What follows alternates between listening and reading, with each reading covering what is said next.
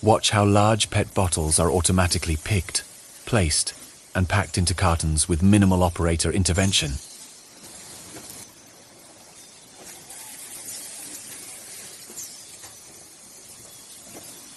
Bottles arrive from the production line and are automatically organized before entering the packing station.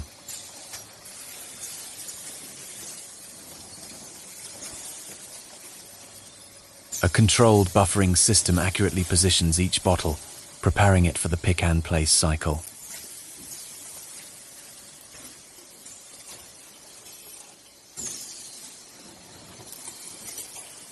The gripping head lifts multiple bottles simultaneously and transfers them directly into waiting cartons.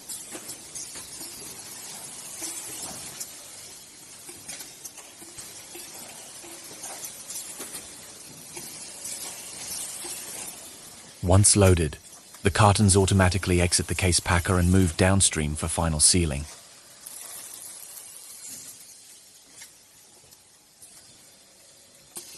The sealing station closes and tapes each carton, creating a clean and secure package ready for distribution.